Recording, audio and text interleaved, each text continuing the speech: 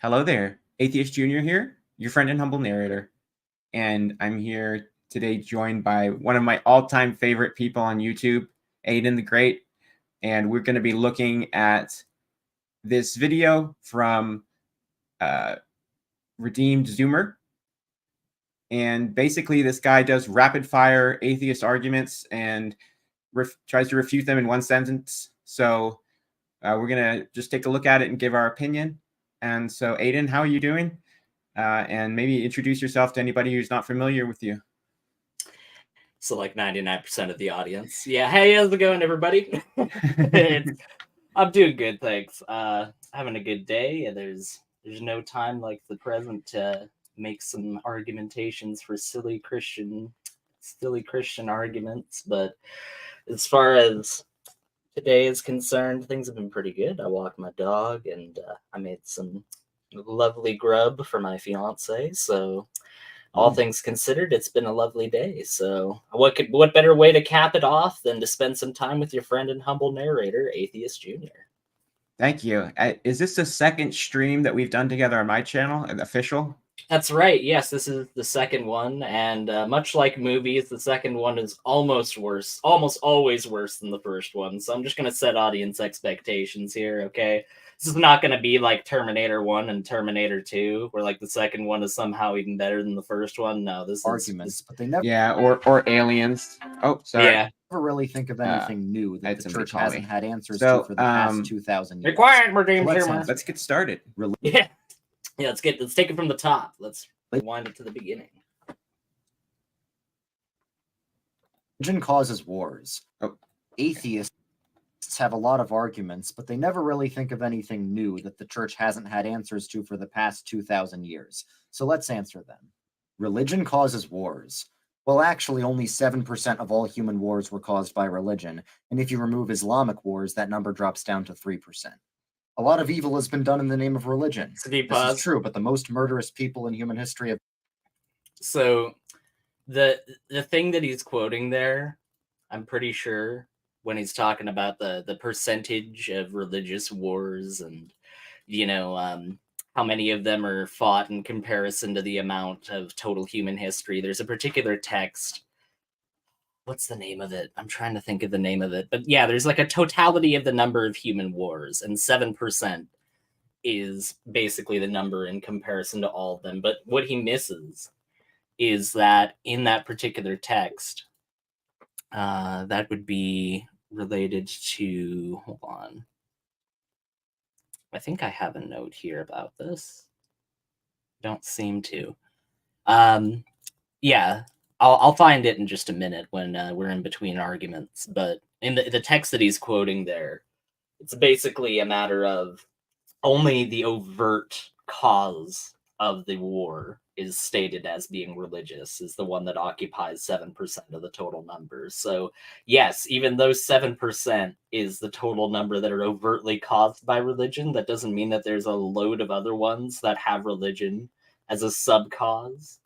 Or the justification of at least one of the two sides of the war and the continuance of that war. So that's not true. And even if it was true, even if it was 7%, that's 1 in 14 of every single war that's been fought since the beginning of human history. So it's not a small number. I don't know why he's like, well, it's only 7% of all the times we've gone out and killed each other in the name of this, fictitious stuff. Well, it's still a large enough number to be worthy of note, isn't it? I mean, just because it's not, the majority, or is not something that makes up 99% of the graph. I don't know, like, what level of war some cause has to be for it to be deemed significant. Like, all wars would be bad, wouldn't you think? Right. And what I don't understand is that didn't he say that, if you take away the Islamic wars, it's only this percentage? I'm like, how can you just take away all Islamic wars? Well, a bunch of those Islamic wars are in response to Christian wars. Like the Second Crusade, like the Second and Third Crusade were launched in response to Salah ad-Din, which was a major Islamic figure who had conquered large parts of Christian territory back, which it's a long story, but suffice it to say, the First Crusade was a overtly religious war that went and took large swaths of the Holy Land, so to speak, away from Islamic control. The Muslims gained back huge swaths of that in return, and there was only a small portion of it left in Christian control. And this guy, Salah ad-Din, basically comes in and takes over even more of that, and leads to roughly 300 or 400 years of back and forth conflicts in this area. So yeah, half of those wars that are precipitated over the course of the Second to the Fifth Crusade, I would say, that were all back and forth conflicts over something that was overtly started by Christianity. So I don't know why you can just go like, well, if you just count the Muslim wars, Right. Islam existed after Christianity. You can't just act like Christianity was totally innocent in every single encounter that they had with Islam. So whatever. Yeah. Been atheists. This doesn't mean religion is true. It just means you can't use that as an argument against it. If you were born somewhere else, you wouldn't be a Christian. Okay, and if you were born somewhere else, you wouldn't be an atheist. Everyone's beliefs are shaped by their context. I don't get this. Like, if you lived elsewhere, you wouldn't be an atheist? Like, no, I'd still be rejecting the religion if I was born in a Muslim majority country, I think. I mean, yeah, this like argument I think doesn't work both ways. The crux of the argument that he's making here, I think, like, or at least the way he's framing the atheist argument, I think the actual crux of it goes over his head, because the point isn't that people's beliefs are changed depending on where they're. As a matter of fact, that is the exact crux of the argument, is that yes, your beliefs will change, but one thing that is universal in spite of whatever the belief system is in whatever country is skepticism. People are going to be skeptical no matter where they are, no matter what time they're in. There have always been people that have been skeptical of religious beliefs. There's always been people, no matter how persecuted, no matter how pushed to the fringes and margins of society they've been, they've always existed. That is a constant throughout human history. Christianity or Zoroastrianism or Islam or any of these religions, they're not constants. So I don't see how these are equivalent. And you know what he's doing? He's underhandedly sneaking in the argument that atheism is a religion, because he's equivocating it, but it's not a worldview in that same way. It's a lack of belief, a lack of being convinced of the evidence of a religious claim. He's making a false equivocation, wouldn't you say? I would say so. And just real quick, for the sake of what I was saying earlier, the text that he was quoting was the Encyclopedia of Wars. So I found that in my notes. So, but yeah, we can go on from there. What I like is that his globe that he's made, how he has the entire United States likely to be atheist. Yeah. Well, there's a little bit there, if you notice, like that's just north of Mexico. That's like the last little holdout of Christianity. In a sea of atheism. Canada's just been lost. Like, we're just South America. Canada doesn't exist. Hold on. South America is. Yeah. Oh my goodness gracious! Does this person not realize that South America is one of the most like religious regions of the entire world? Like, the Catholic Church is only as prominent as it is on the world stage today in the numbers that it has because of the South American continent.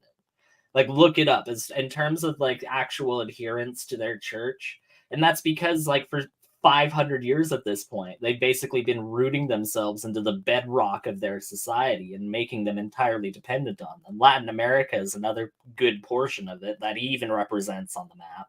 But to say that South America is just somehow absent of that is incredibly historically illiterate. Not only that, but Canada just being totally atheist. Like, you'd at least have Quebec shaded unlikely to be atheist, because they're once again another big holdout for Catholicism in North America. Not nearly as big as South America or Central America, but still a big one. But no, it's all just a bunch of atheists around here. That's really quite historically literate.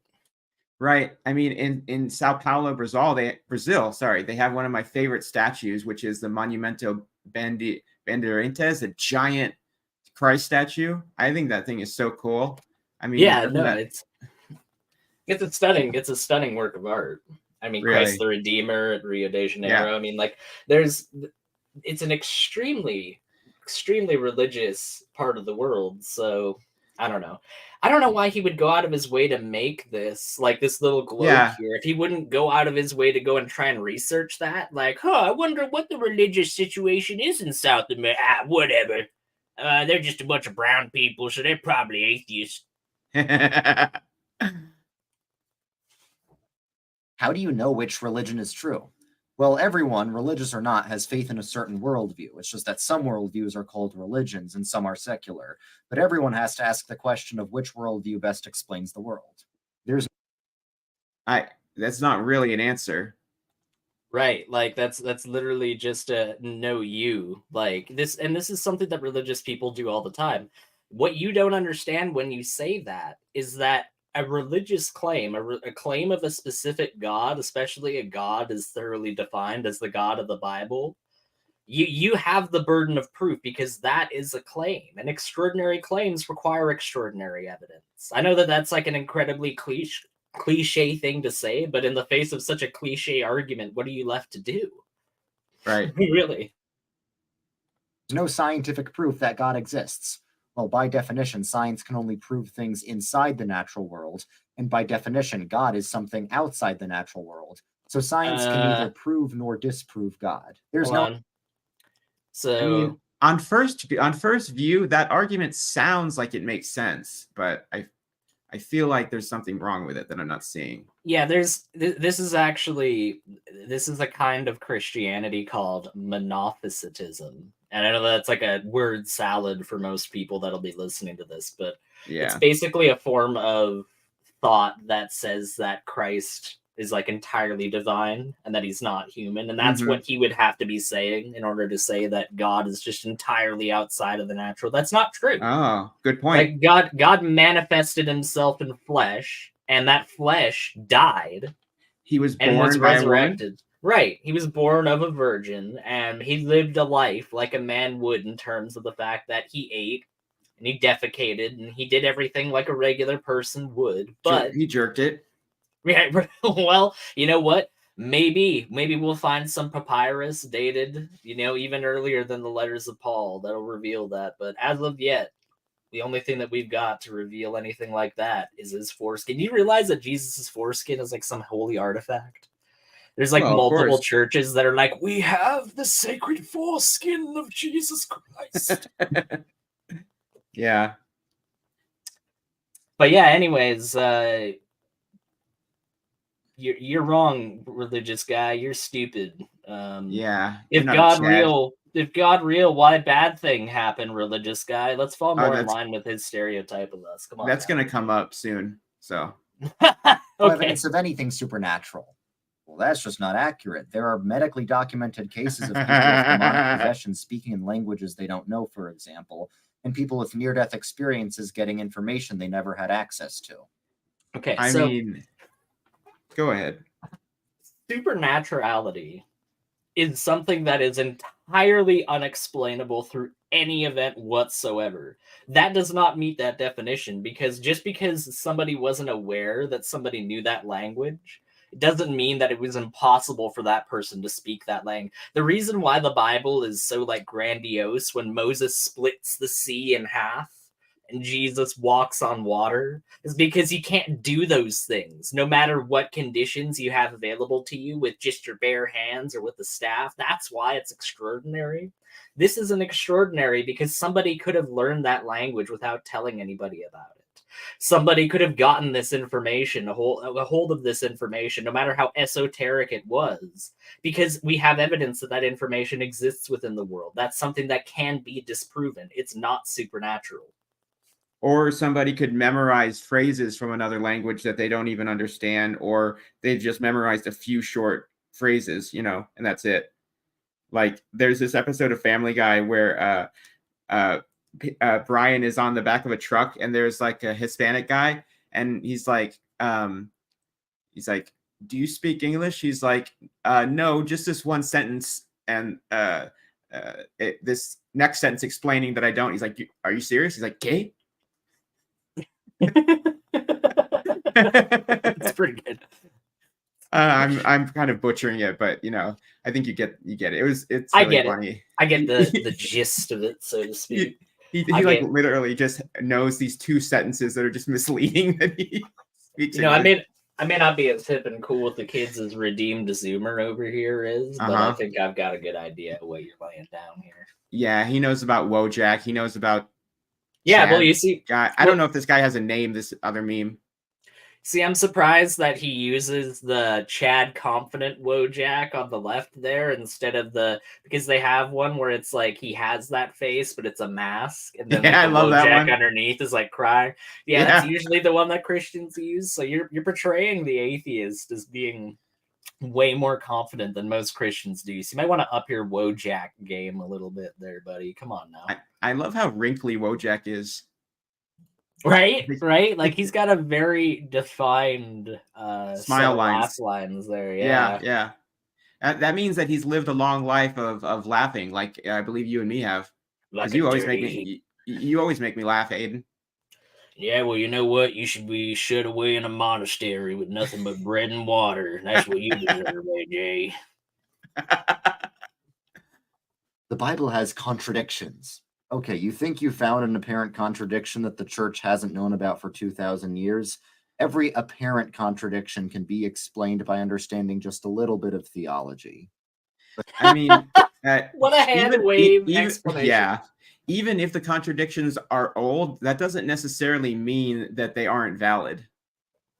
Well, what he's talking about here is quite funny because the way that he curtly dismisses these atheist arguments, they're all so trite. They've made them 1,000 years ago, 1,000 times before. And yet he basically says the exact same thing in different set of words by saying, well, there's been thousands of years of theology made around this. Well, yeah, I'm sure Star Trek existed for thousands of years. Every single aspect of the plot that might be considered a plot hole would probably be worked out.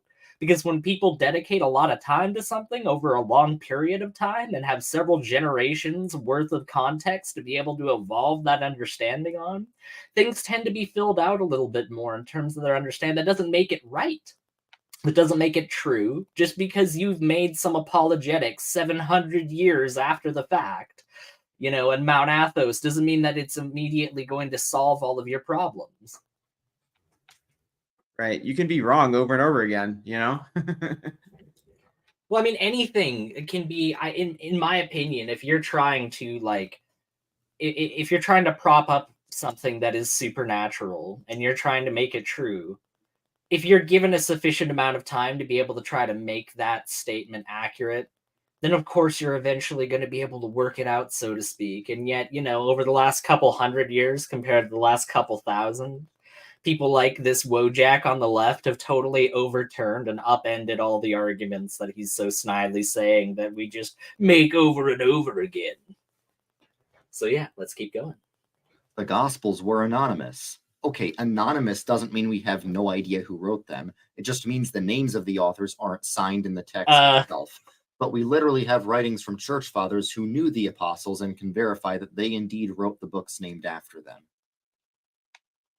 Okay, so that is not necessarily true. Paul is some of the earliest writings. Actually, I think he's the earliest writings. Some of his letters are the earliest writings that we have in church history. And his writings to Timothy are disputed almost universally by scholars as not belonging to Paul because the style that he writes them in are entirely different than any of his other writings to anybody else, and the way that he describes things, the number of times he uses words, and the context that he uses those words is entirely different than any of his other letters. So to say that, these people knew these people, therefore everything is just perfectly fine, well, then why do their scriptures that describe events that other scriptures don't have any reference to whatsoever?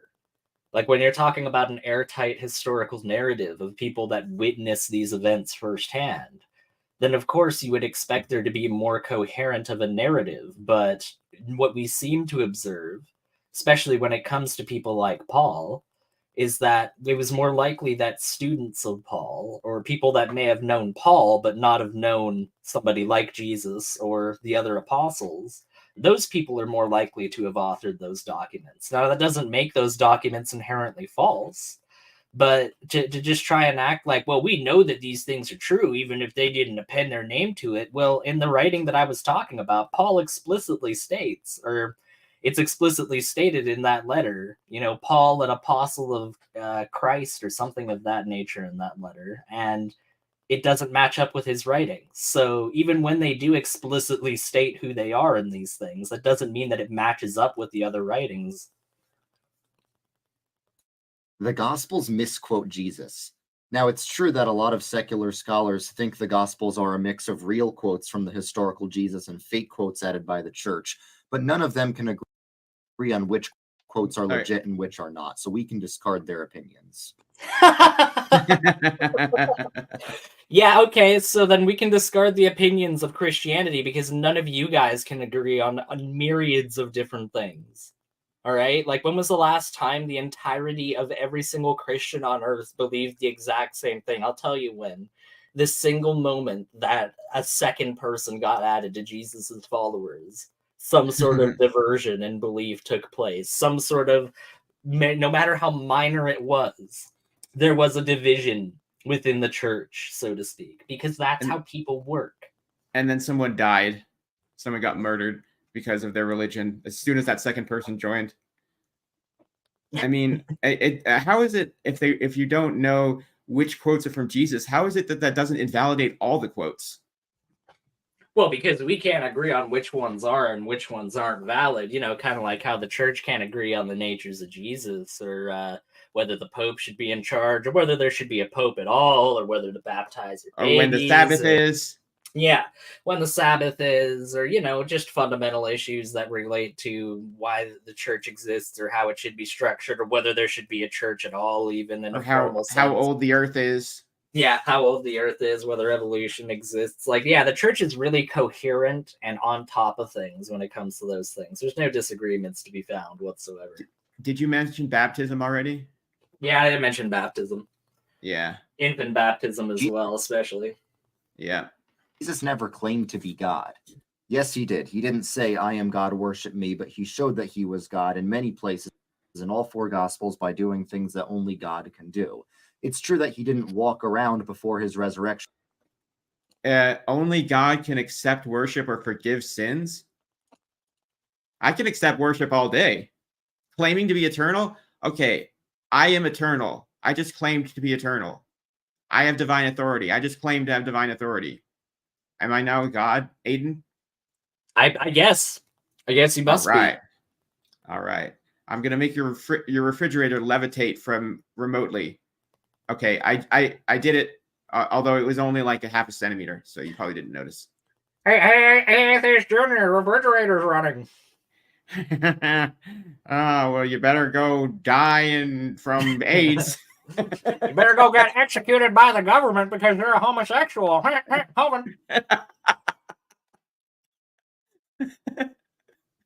By doing things that only... It's like, I'm imagining Kent with a red rubber nose. Or like a little blowhorn, like. Yeah, that's better. Yeah. God can do.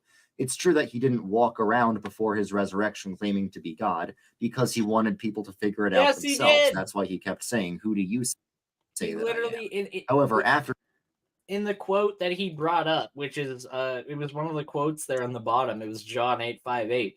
Jesus made that claim while he was alive. He made that claim before he was resurrected. He made that and was almost stoned to death by a group of Pharisees when he said, truly, before Abraham was, I am. That's John 8:5-8.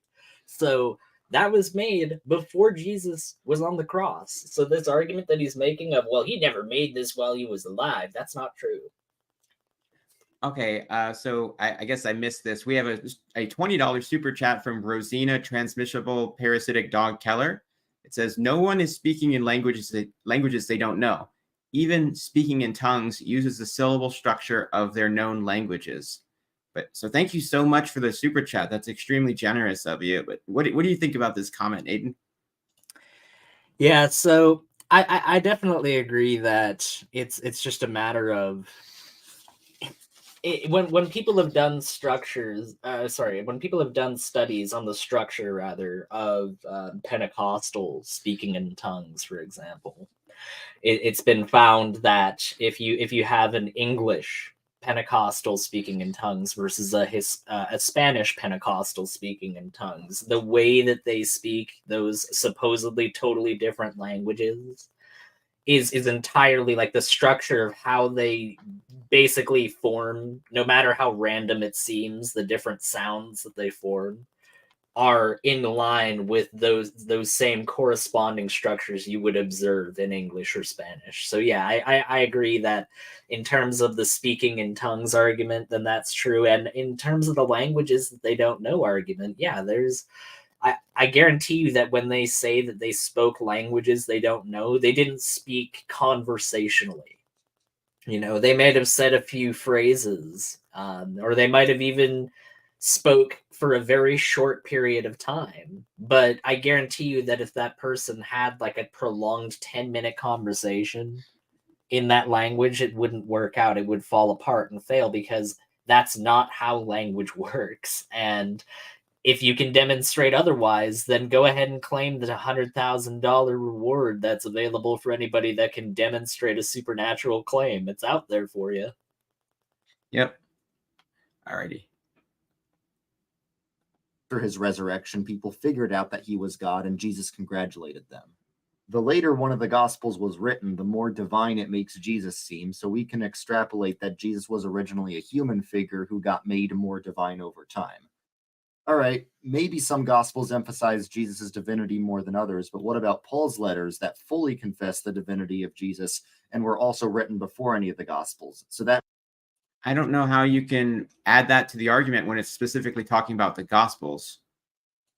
I don't know how you can make that argument as well. Like, it's just so cut and dry, this issue of whether Jesus was divine or not, when people hundreds of years after Jesus had died and the church had really established itself, people like Arius were claiming and were getting massive followings off the back of the fact that they claimed that Jesus was a created being and that he wasn't God and that he wasn't a godly being. He was just this very special human that was, yes, formed in Mary's womb by God, but he was created in that moment. He wasn't there from the beginning of time. And this wasn't just some like bum off the street. People like Arius were bishops of very prominent bishoprics and were very, very educated in their fields and had very well-formed arguments against those now they didn't ultimately win out, and I don't agree even just from a secular perspective that they align with scripture, but they were compelling arguments for their time. Otherwise they wouldn't have been ideas that hundreds of thousands if not millions of people adhered to.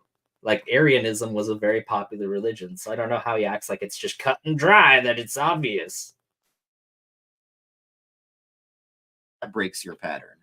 The Bible supports slavery. No, it doesn't. Just because there's slavery in the Bible doesn't mean the Bible supports it. There are some Old Testament verses that could be interpreted as condoning slavery, but Jesus himself said that the Old Testament made accommodations to people's sinful state. And also, slave owners in the American South had slave Bibles for their slaves to read, but it omitted a lot of the real Bible. So if the Bible actually did support slavery, this wouldn't have been necessary. Okay. Ayden, I will be right back. I'm sure you have a lot to say on this, so just juggle and keep the audience entertained. I'll be sure. Hey everybody, how's it going? It's me, Ayden. I got a vamp now for everybody. No, what he basically said there in his argument that, Christianity is anti-slavery. There's nothing in the New Testament that supports slavery. Really? Okay. So in Ephesians 6:1, when it says, slaves, obey your earthly masters with respect and fear, and with sincerity of heart, just as you would obey Christ. Obey them not only to win their favor when their eye is on you, but like slaves of Christ, doing the will of God from your heart. So I don't know how you could possibly interpret that passage as not condoning the institution of slavery. It is explicitly telling Christians at that point, Christians that were vastly overrepresented in the slave class at that point in history, when Ephesians would have been first circulating and would have been most relevant in a historical context. That would have been a very, very large portion of the audience that would have been reading this. So the fact that this was explicitly stated to them is very profound. It's not something that's just, oh, well, maybe it's wishy-washy. Maybe we can work it out if we just do a bunch of apology. No, not only that, but he tries to go even further, and he says, well, sure, there's some stuff in the Old Testament. Yeah, there is. And the fact that the slave Bibles omitted things out of them, just as like a final point of what he had said, like the slave Bibles omitted some things, therefore, it just is obvious that the Bible was anti-slavery. No, the Bible omitted things like the exodus of the Israelites from Egypt, because the Bible's a little bit of a funny book in the fact that God frees a specific set of people out of bondage and out of their horrible circumstances in Egypt. And then through Levitical law, and things like Leviticus 25:44 through 46 states things like, your male and female slaves are to come from the nations around you.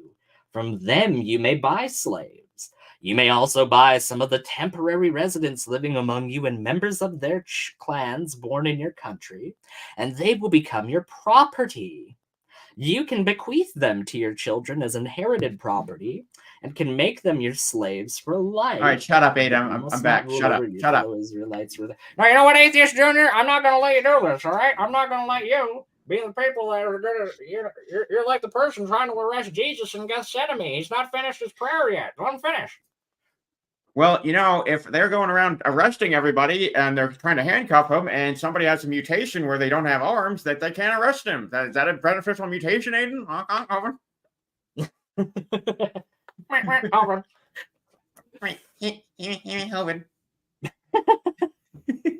Yeah, I'll just wrap up what I was saying basically by stating that. No, it's all good. It's all good. The Bible is absolutely a text that supports the institution of slavery. It is not anti-slavery. It is at best, at the best argument that you could possibly make, even in spite somehow of what I've stated and what I directly quoted from both the Old and New Testament. The best you could say is that it's ambiguous on slavery. But you could never say that it was an anti-slavery text. That's overtly dishonest. Right. So people like Kent Hovind say that the Bible claims to be perfect, and although there are already different versions of the Bible, but they're pretty close. However, I could write a better book than the Bible. All I would have to do is take the text exactly how it is in the King James and change all the pro-slavery positions to be anti-slavery. I mean, like, all of the Christian states that came after were all pro-slavery states. Like the Roman Empire, when it became Christian, didn't just suddenly go, oh my gosh, slavery's horrible and immoral, let's get rid of it. No, they might have changed the way that slaves were treated and governed, and maybe you could make the argument that they may have improved some conditions for slaves. I've definitely heard some people make that argument. But guess what? At best, they might have improved it, but at worst, it's still slavery. You're still somebody's property. You're not your own free person. So if this was something that was so obvious in the Bible, then why did every single Christian society for well over 1,500 years after the death of Jesus institute this part of society into their nations? I don't know. It's crazy. Right. And, anti-abolitionists use the Bible as an argument against slavery being abolished. But what do you think about this claim about these slave Bibles? I've not heard of this before. Well, I honestly I have heard this claim about slave Bibles, but slave Bibles did omit things like some of the stories about Exodus, because it was a story about people being freed from slavery and free from bondage. Those were the sorts of things that were omitted from the Bible. But like I had already made the point, I was quoting Leviticus when you'd come in. The Bible's a story where some specific group of people is raised out of bondage and taken out of these horrible conditions, and then God just turns around and gives them rules about how they're supposed to keep their own slaves. Mm-hmm. So It's not an anti-slavery, and as what was their name? Roisnia? Rosnia? Yeah. Rosnia, yeah. Jesus absolutely supported slavery, Matthew 5:17 through 18. I'd have to look into that one. This Udhef Yeah. He- You're on your own on that one. yeah, Udhef Heku says, pretending the Bible doesn't support slavery just shows off one's Western liberal bias. Well, yeah, I mean, in a world where in our society slavery has been abolished for 150 to 200 years at this point, depending on what part of Western society you live in, yeah, it's all too easy to try and retroactively claim that the Bible is an anti-slavery work. But you'd be hard-pressed to do the same thing if you lived in a world not too long ago, relatively speaking, where people were just chattel. Right. And I don't want to belabor this topic too much, but these slave Bibles, I mean, what was the literacy rate among slaves anyway? Were a lot of them being able to read and they gave them Bibles? No, there would be some people, very, very small groups of I guess the politically correct term would be house Negroes, as they would have been called at that point in time. Some of them might have been given the ability to read, but he is right in stating that what they would have been allowed to read, unless you had a master that, which did very rarely happen, they would let them read freely, but vast majority of the time, yeah, they would have censored works prepared for those people, because every once in a while you would want a slave to take a position like a clerk or something like that, that you might not be able to fulfill otherwise. But the vast majority of slaves, well over 90% of all slaves, were field Negroes. They were people that were working out in the fields. They were people that had no sense of literacy whatsoever, purposefully so. They weren't allowed to be able to read. So yeah, I think that the fact that he curtly states, "Oh, the slave Bible didn't have it." Well, yeah, maybe at liberally speaking, 1 in 10 slaves would have been able to have even read a tiny portion of that slave Bible, and that's liberally speaking. Right. Well, to quote the philosopher and scholar Jay-Z, house Negro, don't fuck with me. I'm a field Negro with shined cutlery, gold-plated quarters where the butlers be. I'ma play the corners where the hustlers be. Just everywhere I go, I'm higher than United. Higher than United. Higher than United. Higher than United. Shout out to Mark Stoney. Yeah. So you saw his song that he made? Of course. Did you see mine? Did you see mine though? I made mine first. There is a point in the future where I have seen that song. Okay. Well, I'll show it to you soon. Very soon. Because mine's better. Okay. Oh. Christianity supported slavery.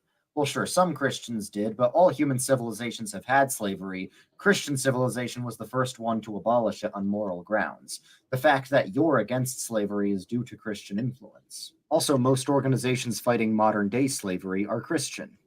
Citation needed, bro. Yeah, no, I can literally provide evidence against what he's saying right now, because there was multiple examples before any sort of Christianity even existed on the planet of people that abolished slavery in their respective societies.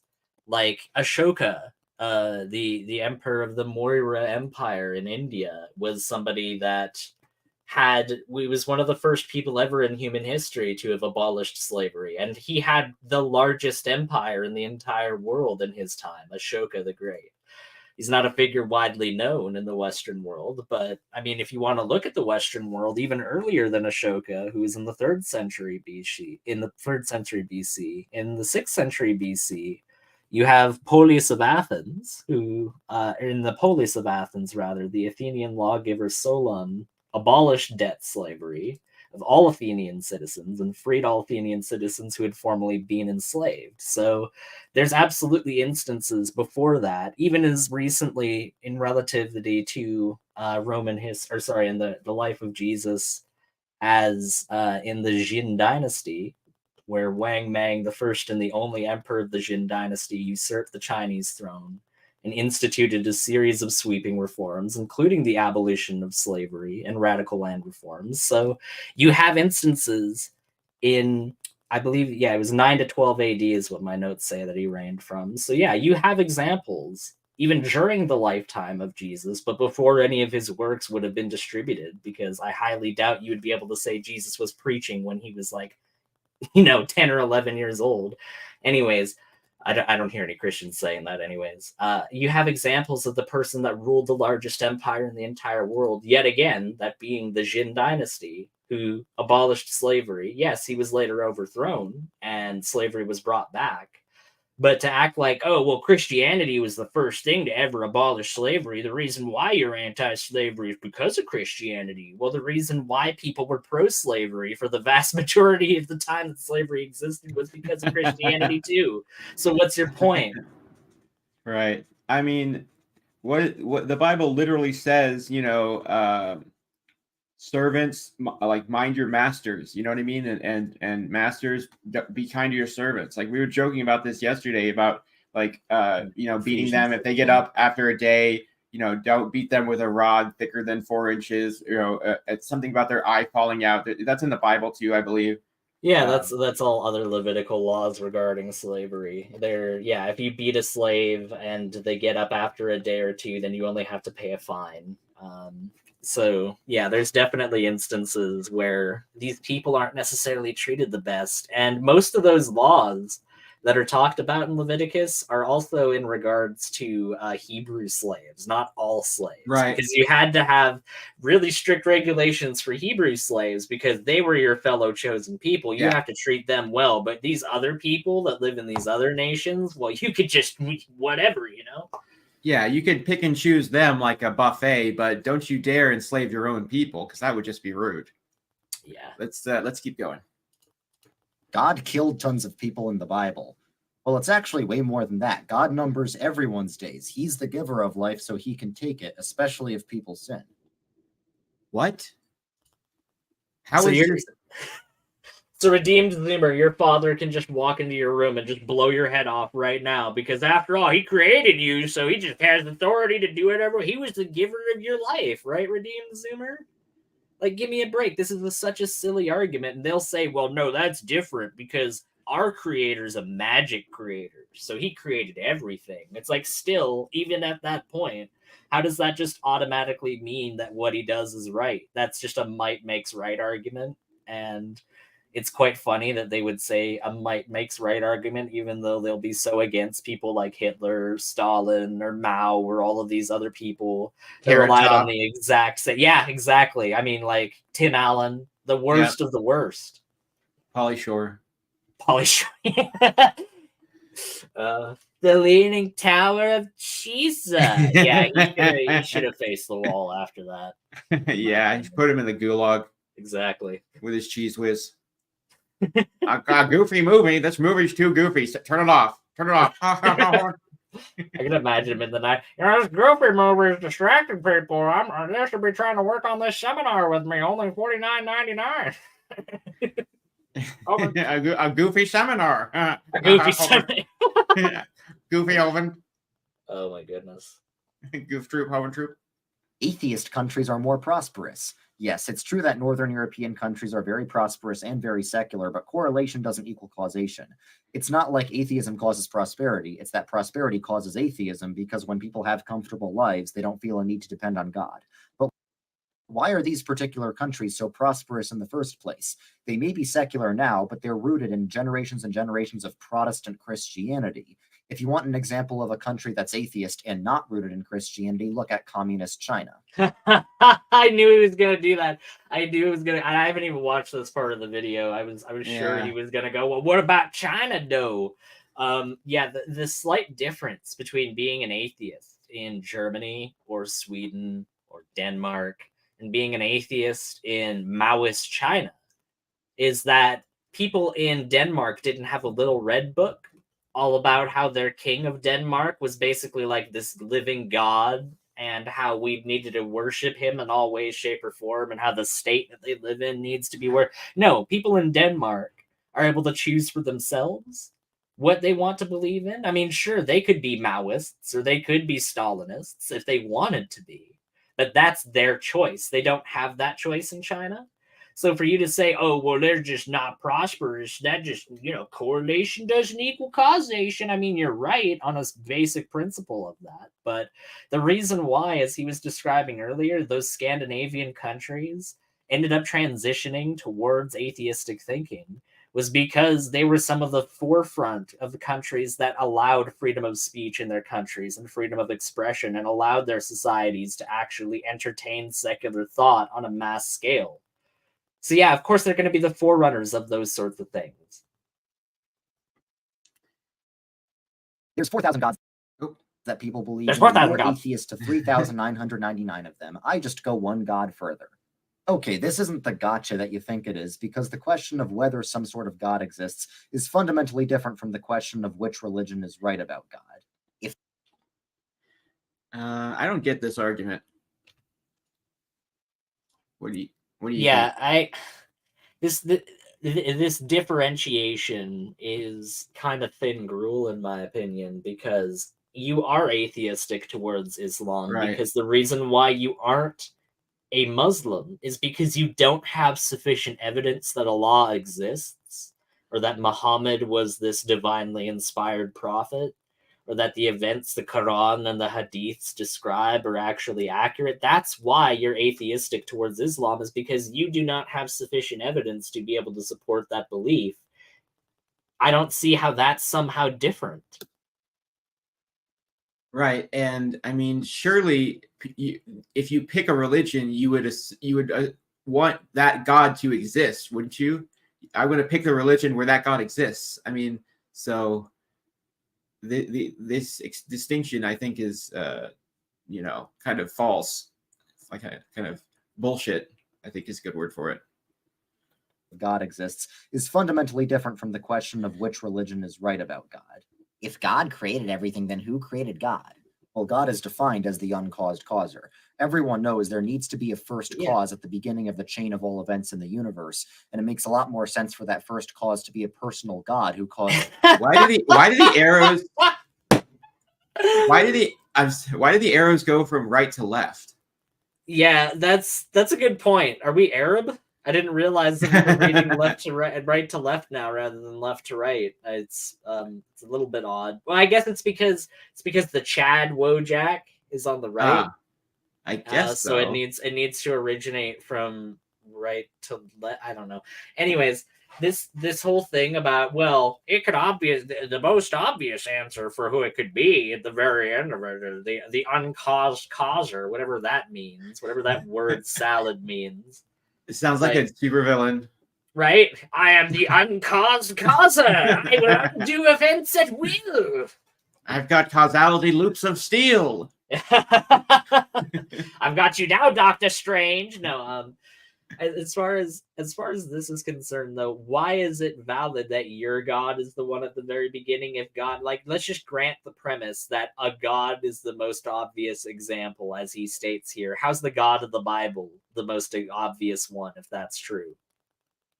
You have to, even giving 90% of the premise to him, you still have to establish that the God of the Bible is the specific God that is the uncaused causer, so to speak. And you just can't. It's basically just an argument of, well, what happened at the very beginning of everything? We don't know, therefore God.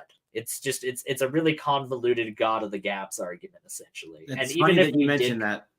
Funny that you mentioned God of the gaps. Sorry, go ahead. No. We can. You go ahead, and we can keep going. Okay. I think I basically said everything I needed to. Things for a reason, rather than some random impersonal force. Science disproves God. Well, actually, the church invented modern science. All the founders of the scientific revolution deeply believed in God. And medieval theologians laid the groundwork for modern science by saying the world was governed by an intelligent creator. That means we can understand the world with our intelligence. Can we studying God led to studying. Yeah, but I want to go first. Yeah, no. Yeah, go ahead. So, yeah, we know that the church has always been very supportive of science. That's why they put Galileo on house arrest when he said that the earth revolved around the sun. And I really like how God is now a purple circle that exists around Earth. But go ahead, Ayden. God! That's what's around Earth right there. Just like this nebulous, like, yeah, he's the shield around the entire planet right there. He's the ice canopy.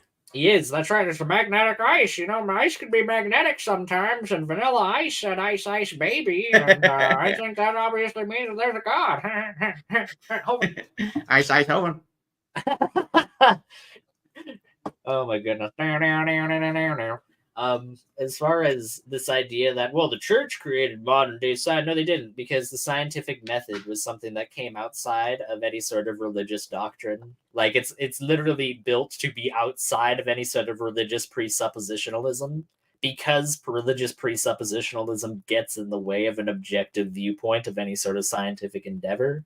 So to act like, well, these people were religious in their private lives, therefore religion is what discovered science, is a conflation that maybe be able to sneak past your average chud at an Alabama truck stop, but won't sneak past somebody that actually understands the history of why science is a secular institution and why it's divorced from any sort of specific religious thinking, because it has been shown historically, like in the example that you provided, AJ, to get in the way of scientific advancement in terms of having presuppositions like, well, you know, in Daniel, the sun stopped revolving for a period of time, so how could the earth be going around the sun? That's ridiculous.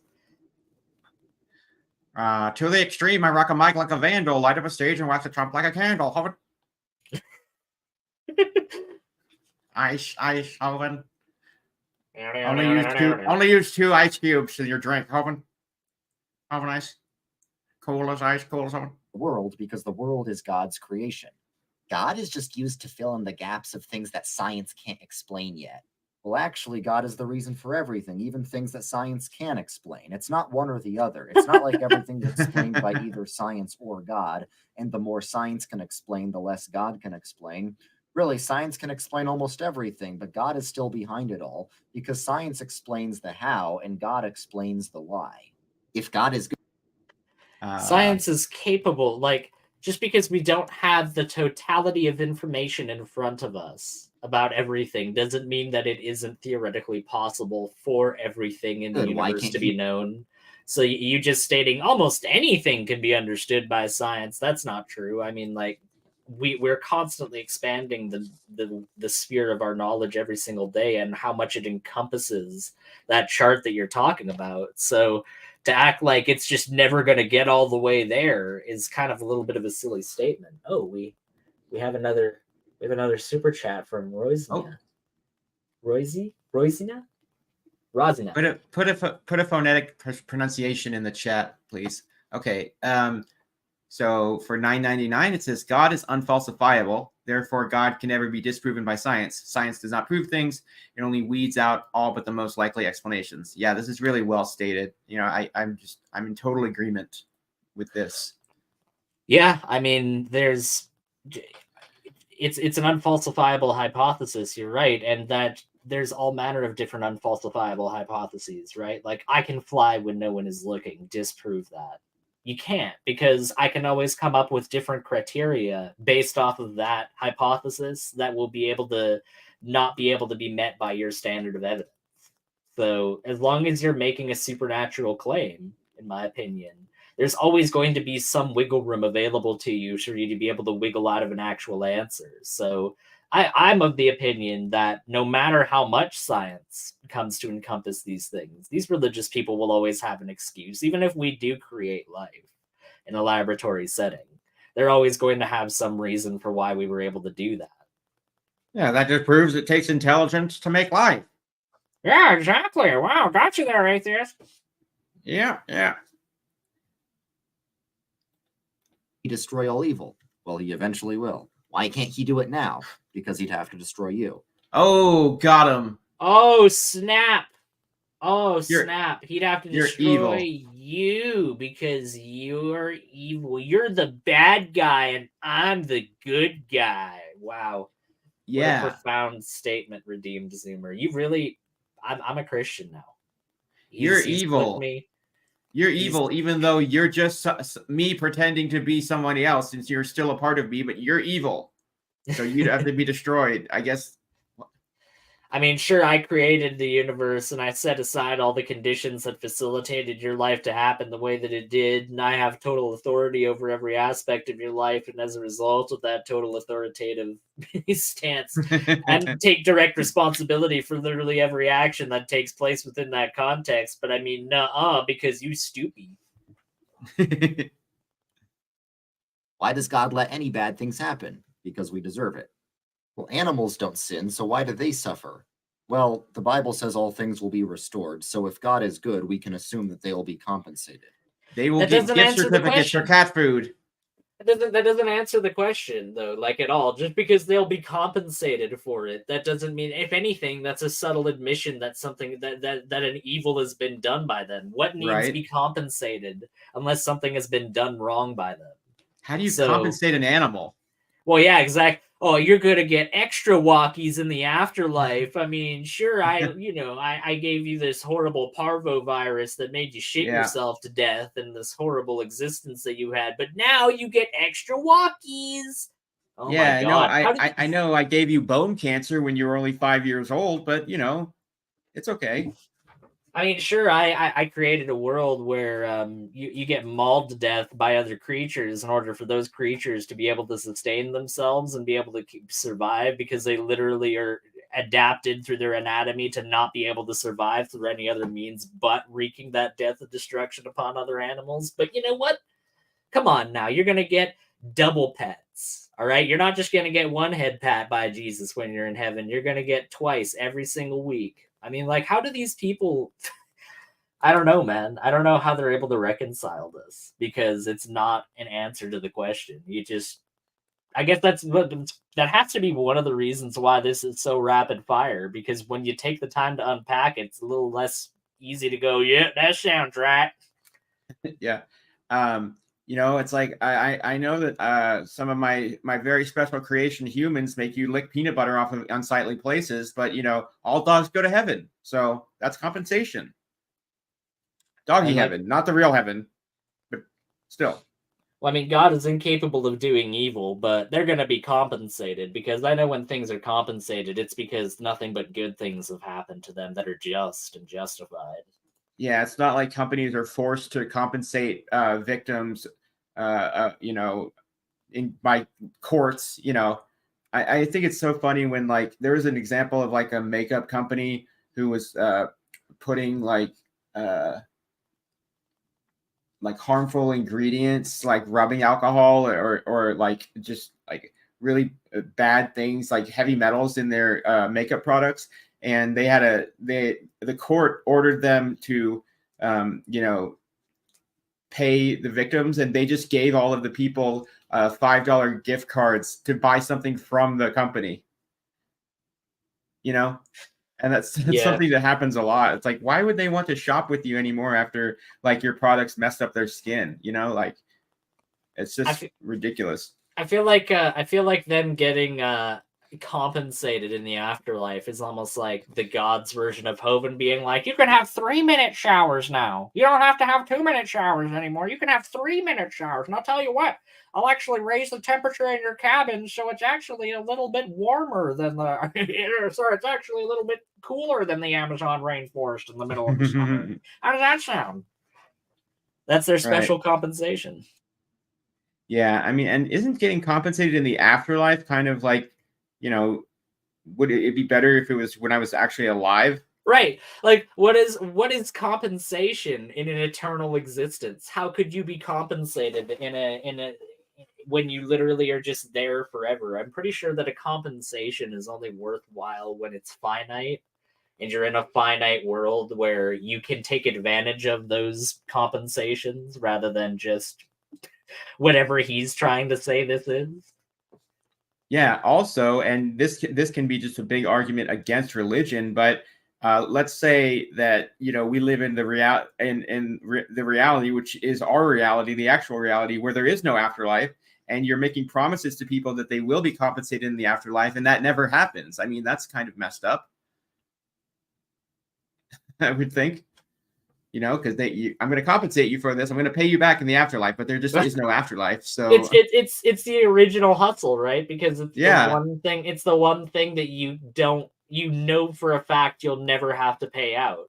You know, I'm sure that 10,000 years ago, Grug was telling Ugg that as long as he paid him 3 deer hides every single week, that he would make sure the rain god would bless his crops. But that doesn't mean that it's true. That doesn't mean that it's right. That just means that somebody had the idea that if they promise somebody something that's intangible, that makes them feel good, that they'd be able to reap the benefits and rewards of that thing. That's the only thing we know to be true, is the benefits that those people are reaping as a result of it. That's the only tangible thing we know is happening. Yep. How do you know that God isn't evil instead?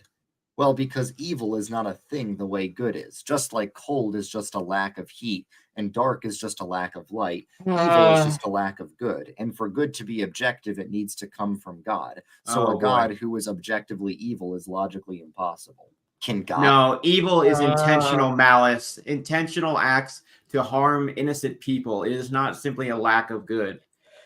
Not only that, but like this idea that, well, it's basically just a complex form of, well, because he says so. You know, he is an evil because he says so, and not really convinced by that. Sorry, just because he has totality of power and control over the universe, I'm going to be a little bit more skeptical of the fact that he claims that he's not evil, because he would be more convincing in that claim than anybody else.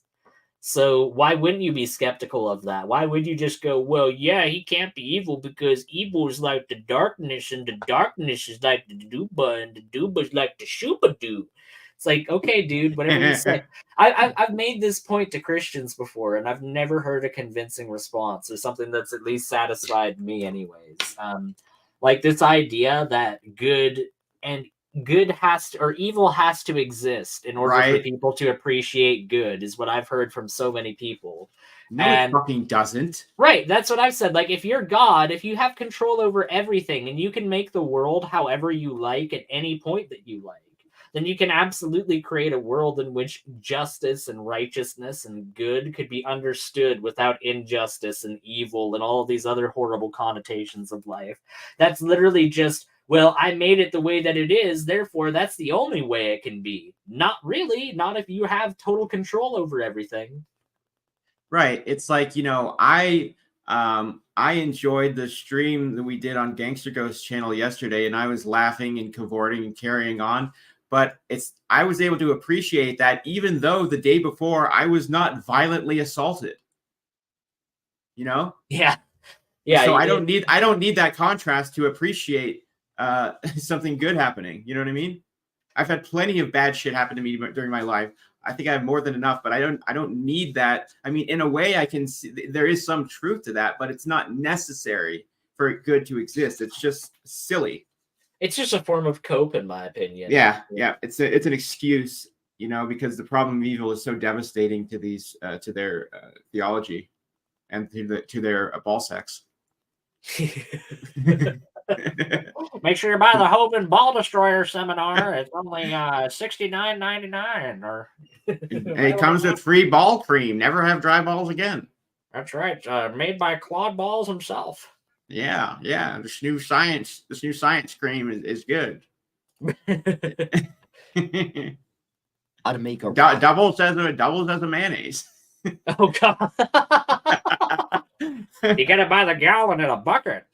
Yeah, just don't eat it after applying it. Just eat it straight if you're gonna eat it. And don't make the dog eat it. Well, you're just asking if God can contradict himself. Like, can God lie, or can God change, or can God make another God? And the answer to all those things is no. God being all-powerful means he can do anything to things outside himself. It doesn't mean that he can do anything to himself or that he can contradict himself. Sounded weirdly sexual, but obviously God can lie, and he says that he lies in the Bible. I'll send them strong delusions. I mean, not only that, but he's changed his mind about things in the Bible as well. Like, he was negotiated with Lot.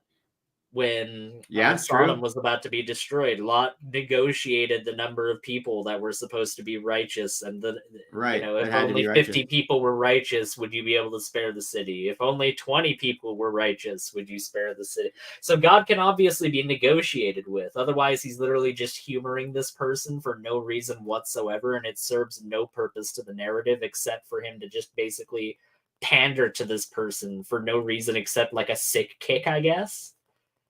So yeah, God can absolutely change his mind. He regrets the fact that he created humanity the way that he does when he floods the world. So there's times where he does. I mean, like the new covenant versus the old covenant is the penultimate example of God changing his mind on what things are supposed to be right and wrong. Like, yeah, you got to cut off a part of your pee-pee in order to be part of my religion. Oh, wait, no, you don't have to do that anymore, actually. It's kind of gross now that I think about it.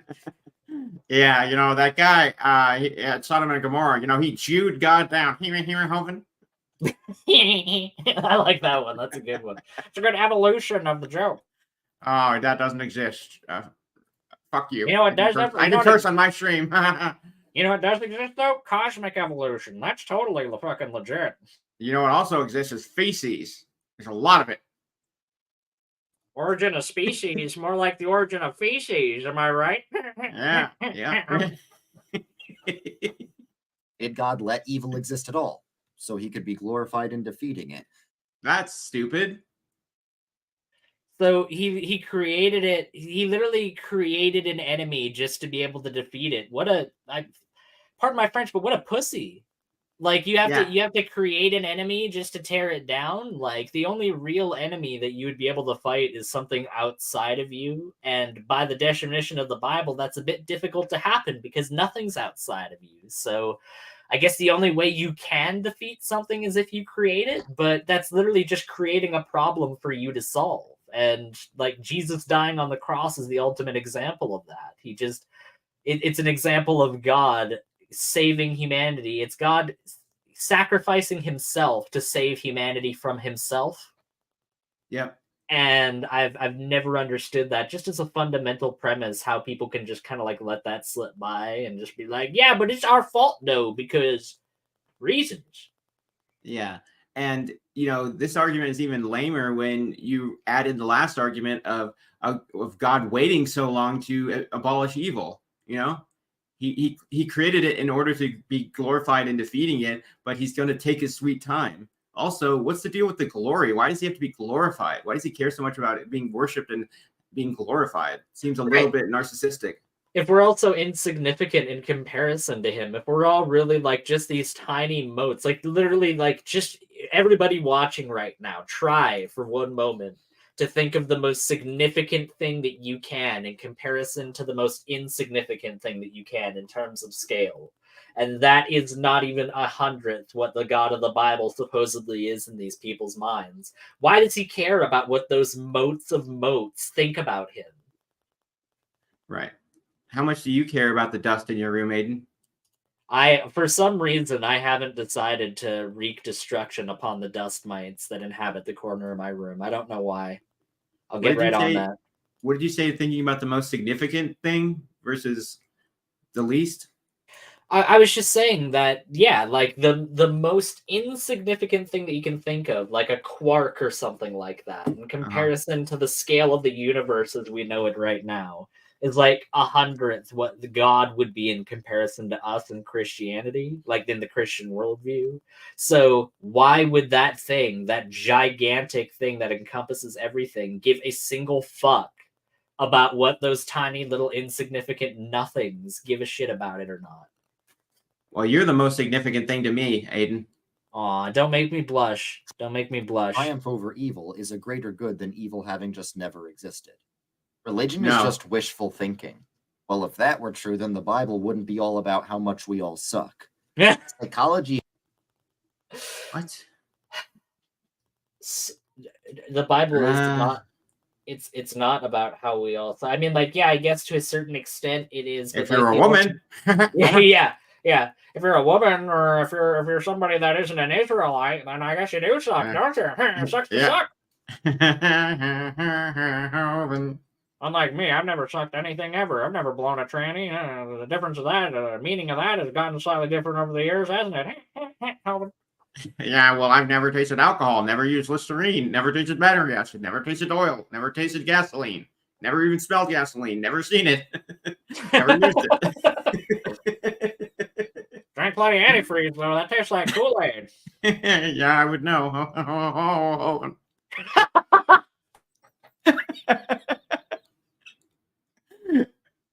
Explains why you believe in God. So what? If God is real, we should expect there to be some psychological or social benefit to believing in him. Spiritual experiences can be explained by brain chemicals. Well, romantic experiences can also be explained by brain chemicals, but that doesn't mean your wife isn't real. What? So What? What? Experiences are real. Right. Nobody is trying to make the claim that this person's wife isn't real. So maybe spiritual. Oh, sorry. Go ahead. No. You go ahead.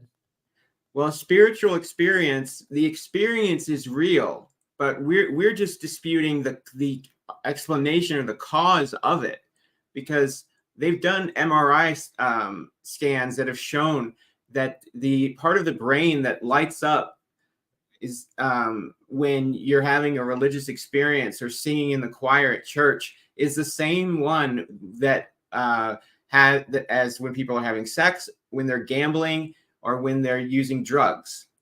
That's why a lot of people give up one for the other. They give up drugs and they find Jesus, and Jesus guides them away from the needle and the meth pipe. You know, I found Jesus and I found my teeth. Lost them. They were behind the couch.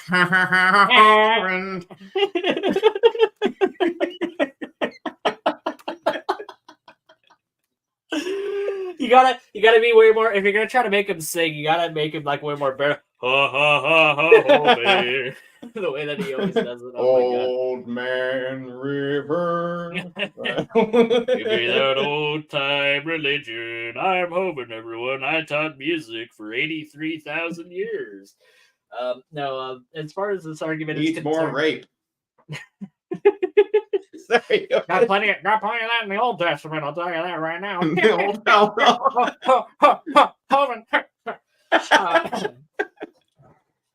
No, but this idea of, well, yeah, but your wife is. Nobody's saying your wife isn't real. You're right. Nobody is saying that. So that's not a valid argument. This is like the definition of a straw man argument that's being laid out right now, because the experience that's being talked about here, like you just pointed out, no one's denying that somebody obviously had some sort of experience. Otherwise, they wouldn't be expressing it to people. Like, obviously, something motivated this person to express these feelings and emotions. Nobody is denying that. But what we're saying is that these things that throughout 99.9% of the time of human history have just been claimed to be linked to this ethereal, unexplainable, mystical thing that's beyond any kind of comprehension. Well, we've been able to comprehend it now. So this is a great example of what I was talking about earlier. This is just cope for the fact that one of the many pillars that these people relied upon of mysticism has been taken down before their very eyes.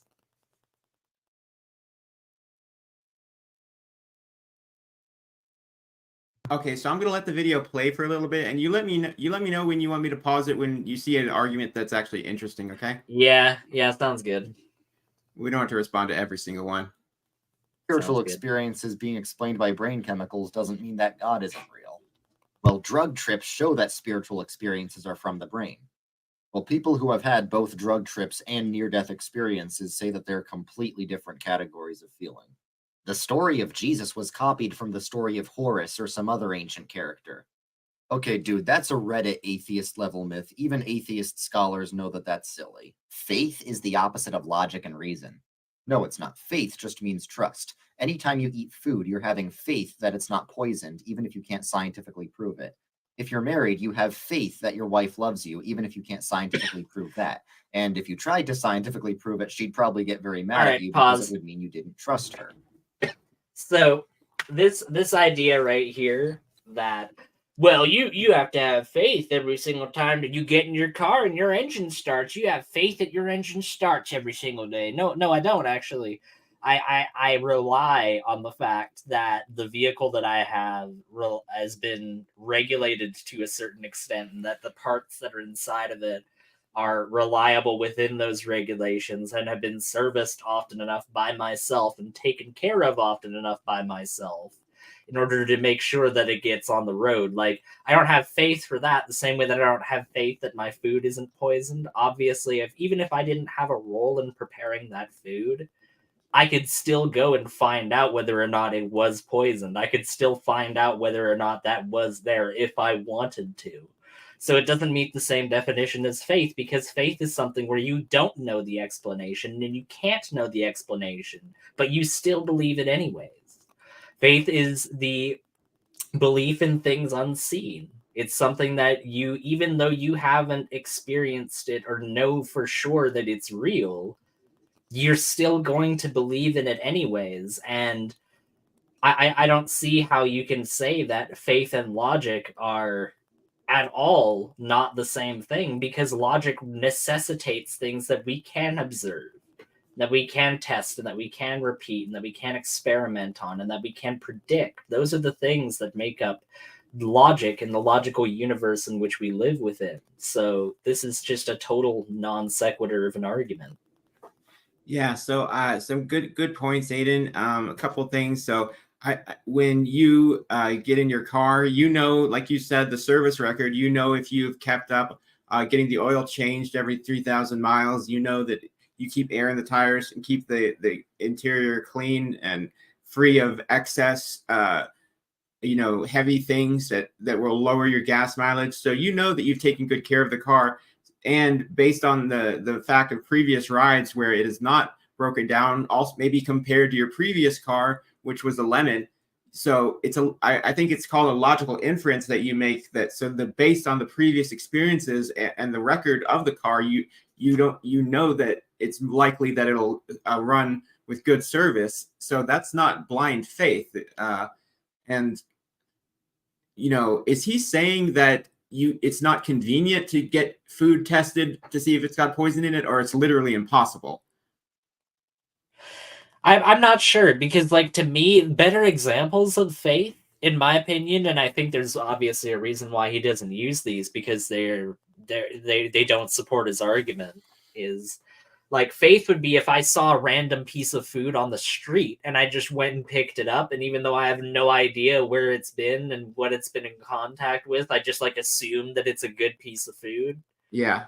Like, that would be faith. But no, if I'm served a piece of food at a restaurant, I've obviously put enough trust in that restaurant. That restaurant's obviously garnered enough of a reputation for me to have gone there and experienced that food. So I don't see how these examples really hold up. Oh my goodness. A giant super chat has just come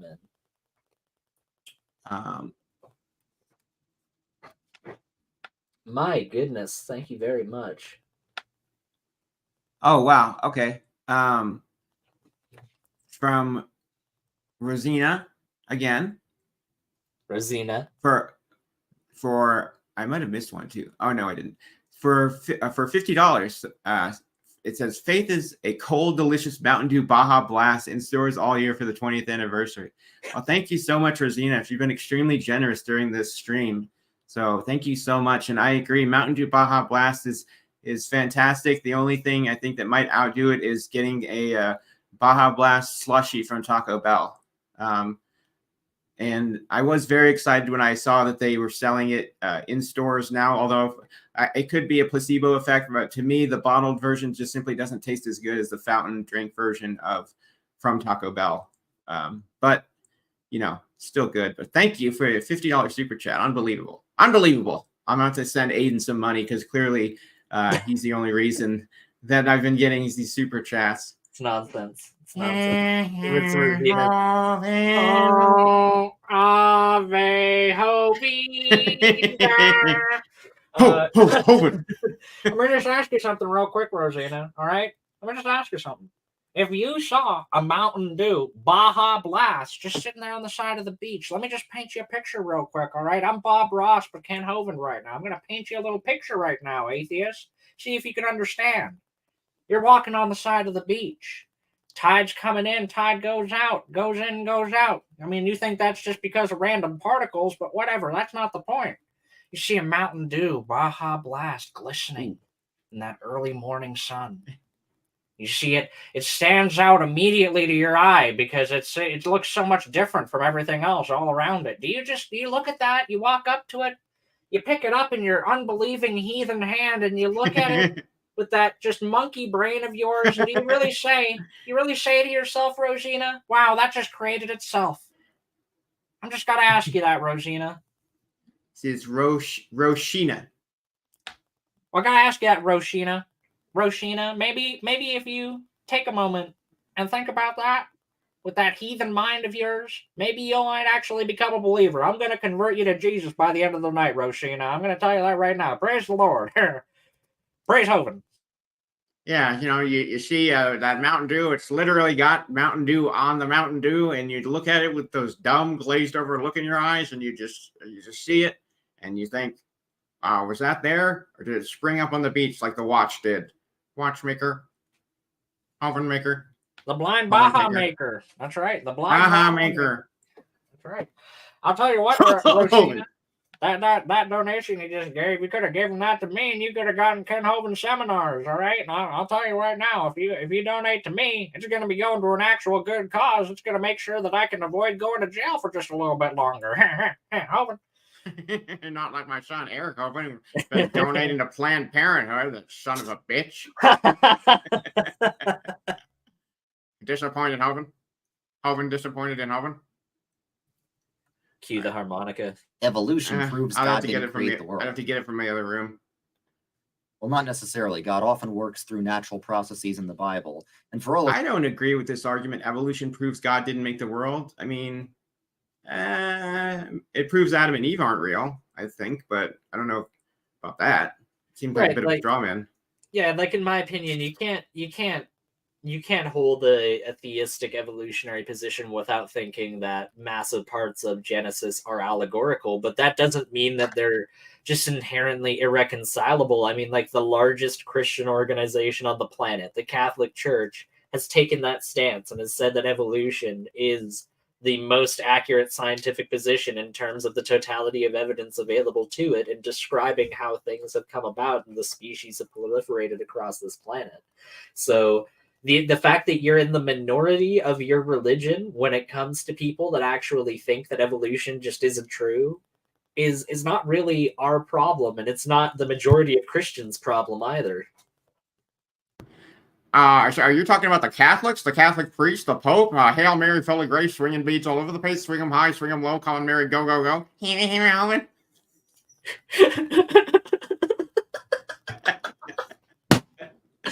Man, you got.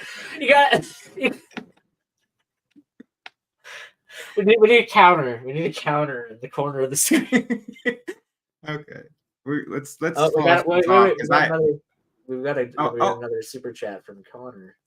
Okay, well, gonna have to end the stream soon because I can only take so much more.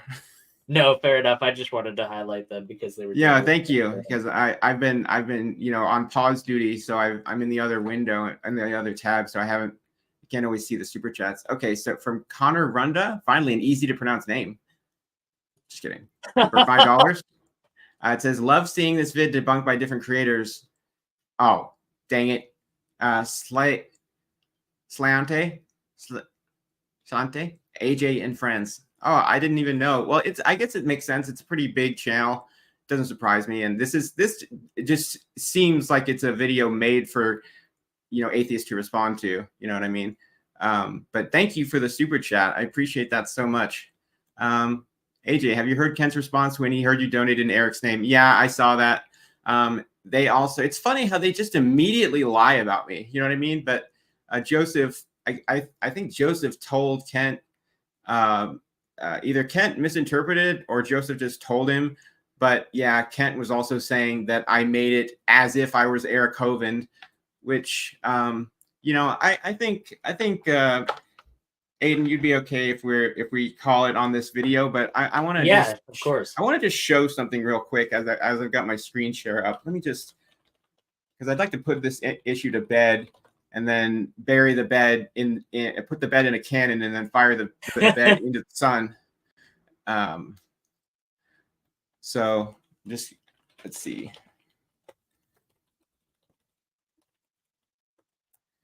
So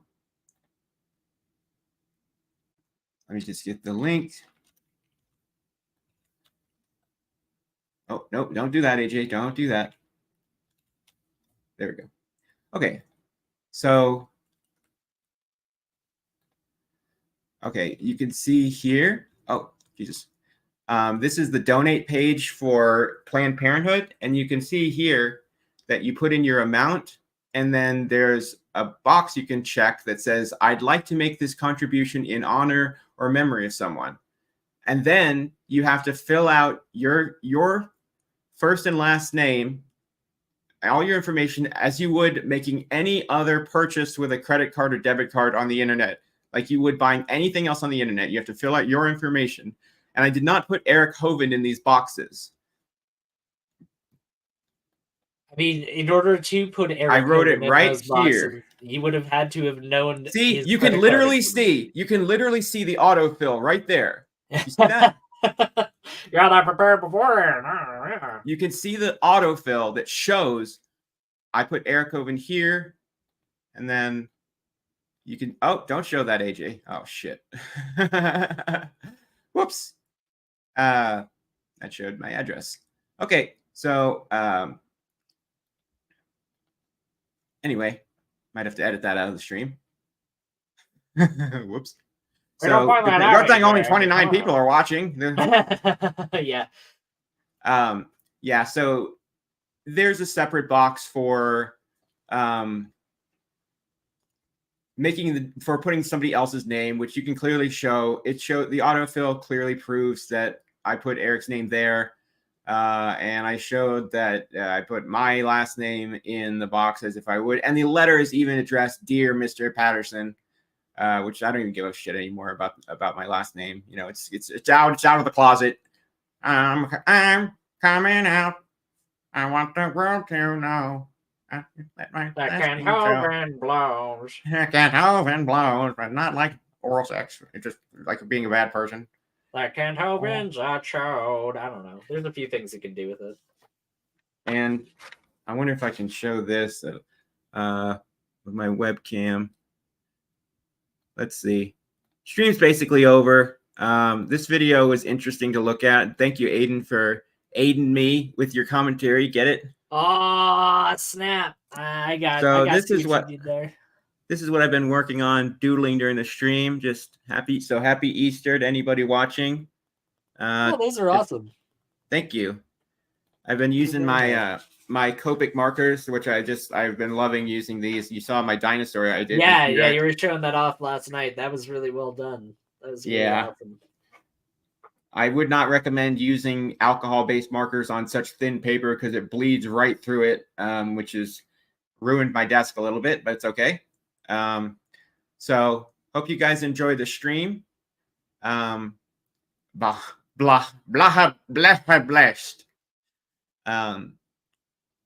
And so like the video, leave a comment telling me what you thought. Did you agree with any of these guys' arguments, or did you think the atheist positions were kind of straw men?